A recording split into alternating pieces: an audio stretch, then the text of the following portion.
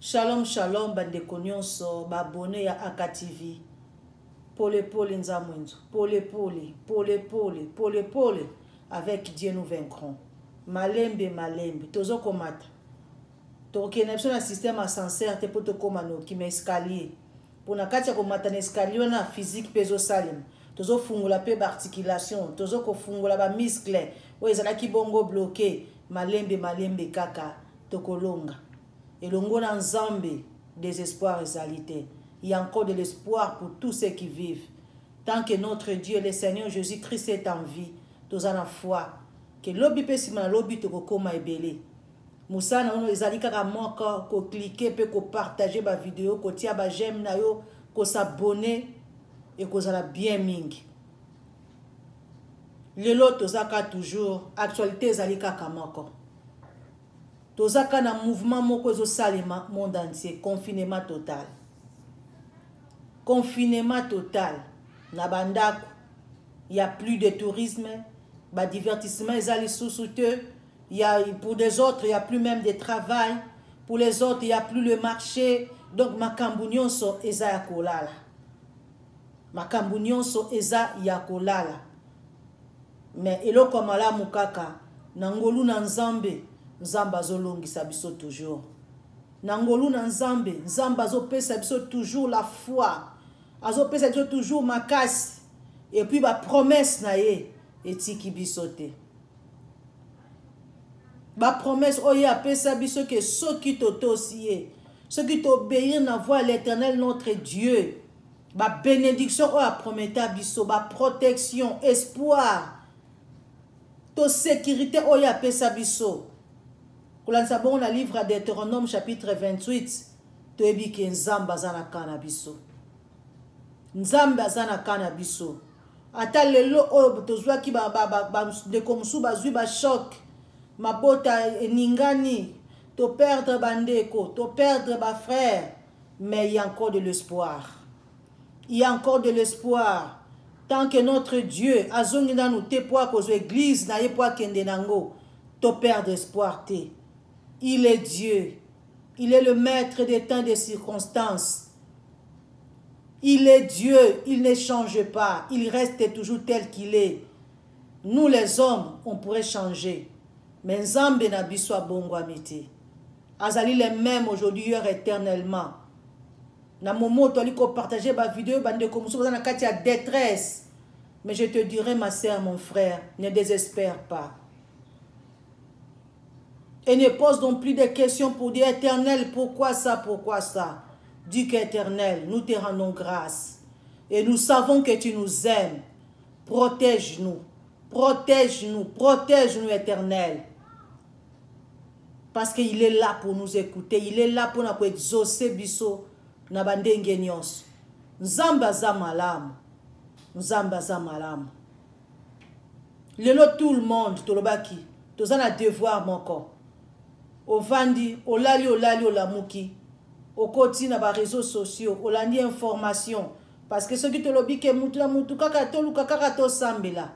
Qui dira que ngai 24/24 naza toujours na mabolongo. Là tokobima bato lokuta. Qui dira que ngai nazo sumuka te tokobima bato lokuta. Parce que Bible montre que si nous disons que nous n'avons point péché, il n'y a point la vérité en nous. Mais tango zo sala nyonso, nous avons 24 heures au tovani na bandako. Parmi les 24, faisons un effort, il y a qu'au diviser. Tant abisso même qu'au diviser en par 4. Koyeba ndenge ni tokyo kende na tant abisso oy. Comment qu'au diviser tant abisso, qu'est-ce que je peux faire à ces moments? Qu'est-ce que je peux faire? Parce que même la Bible dit qu'il y a un temps pour toutes choses. Il y a un temps pour toutes choses. On est dans la désolation, on est dans la détresse, on est dans l'inquiétude. On est même, s'il faut dire plus loin, dans la peur. Oui, c'est vrai, on est tous dans la peur. Mais il y a quelqu'un qui nous a dit que je ne vous laisserai pas et je ne vous abandonnerai point. C'est le Seigneur Jésus-Christ. Il sait comment il peut nous garantir. Il sait comment il peut nous épargner. Parce que si nous voyons Ndenge Makamwe Banda qui Dieu le début, On ne pourrait pas croire que peut-être partout au monde, même ici, quand la pandémie est bandelaki, on ne pouvait pas croire qu'il y a encore de vivants. Mais l'Éternel est là. Il veille toujours. Notre devoir, c'est toujours de mettre la confiance en lui. De mettre notre confiance à l'Éternel, notre Dieu. Il est le rémunérateur de ceux qui le cherchent. Dans un moment où tu as dit que ça la supplication et pas une Nzambe. Nous supplions notre Dieu. Nous supplions notre Dieu pour nos vies. Nous supplions notre Dieu pour nos familles. Nous supplions notre Dieu pour les nations. Pour l'Église.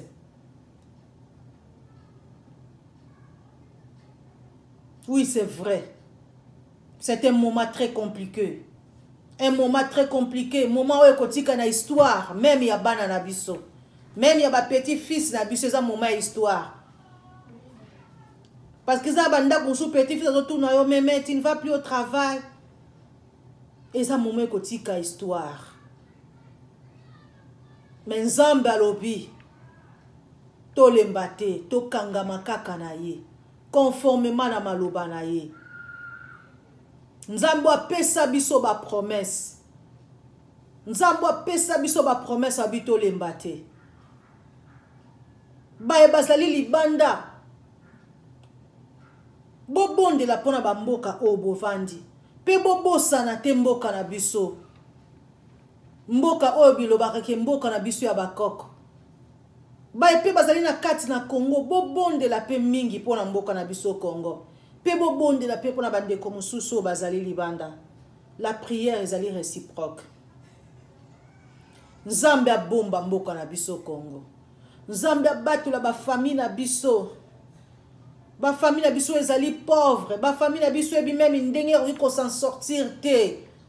Nzambe abatela. Nzambe abomba Congo. Toyebi Congo eza mboka o Nzamba loba na makomi na yeso kotaliza mboka ba promesse.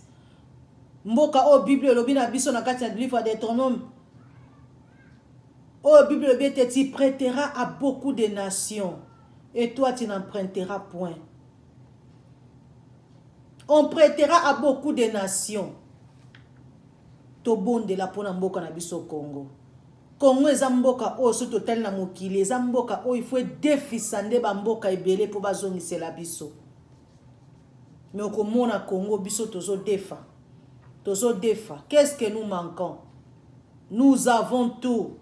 Yangonga nazana foi que l'Éternel notre Dieu devant toutes les épreuves azanzambo soka tele makapena mboka la biso. N'abandonnons pas la foi, mes frères et sœurs. Impliquons de prières dans nos maisons. Impliquons de prières dans nos maisons. C'est le moment que la kisabana kotanga Bible. C'est le moment que la kisabana commence à genouiller pour implorer la miséricorde du Très-Haut. C'est le moment. Tant sous maman tant ya misala tozwaka batante. Ya ko vandi sabala parce que quand il rentre, vous avez déjà kolemba occupé boy. Tant on reboit comme on a pongi et qui mais moment on des moments à kotali sabana que en dehors de tout ce qu'on peut voir ici, il y a encore une vie. Et en dehors de nous les parents, il y a un maître suprême, celui qui nous a créé, les dieux créateurs. Confinement est un moment à kotali sabana la grandeur de Dieu et l'amour du Seigneur Jésus-Christ. Nos enfants sont toujours kakaboué. Kakaboué. Pour moi, natika téléphone totalement peut-être kalali. Mais moment où est un moment kotali sabango. Que 24 heures sur 24 heures, ezalaka na téléphone te.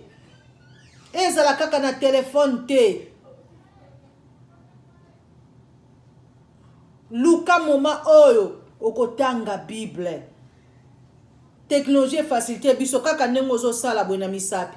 Aussi au côté ça option ya Bible. To profiter. Bana auto koka kite. Moment auto lukampe ko ramener bango. Kota lesa ke moninga parent on a lobaka na yo. Tango mususu yo boyaka. Mais lelo tala ndenge mokile memi biso. Eza moment oyo bani bele pe bazo mona monena Nzambe. bane belepe bakoki ko bongo la mitema bane belepe bakoki un jour kozonga pe kosenga ba parents na bango bolimbisi na ba mabe oyo tamusu bazokisa mitema ya baboti lelo lisolo ezalaki kaka tolemba te. Même si on a pleuré, même si on a perdu des êtres chers, mais il y a un Dieu qui connaît tout. Il y a un Dieu qui connaît tout, ma sœur, mon frère. Nzambe aye binyonso. Tokangama na ye, ba promesse na ye changeate. Tant que Christ n'est pas encore revenu pour enlever son église, il y a encore de l'espoir. Il y a encore de l'espoir. Il y a encore de l'espoir en Jésus-Christ, notre Sauveur. Demandons la purification du sang de Jésus. Demandons les casques, les masques surnaturels. Demandons les masques surnaturels. Les masques qui sont dans le sang de Jésus. Bagan surnaturel que l'Éternel nous garde. Parce qu'il nous a dit qu'il sera à notre départ. Et il sera aussi à notre arrivée. Et que ça malamu mingi. To méditer. Boulamu na Nzambe. Na mukana biso à Deutéronome chapitre 28. Vraiment, Nzamba kotika bisote. Pe akotika kabiso jamais. Parce que projet na ezalaka malamu. Parmi les projets que j'ai formés sur vous, n'est pas un projet de malheur, mais un projet de paix. Que la paix de Dieu nous couvre et que la grâce de l'Éternel, notre Dieu, soit avec nous. Que le sang de Jésus nous protège partout où nous allons, tout ce que nous faisons, tout ce que nous prenons à manger, à boire. Que le sang de Jésus-Christ nous couvre. Merci notre Dieu. Amen.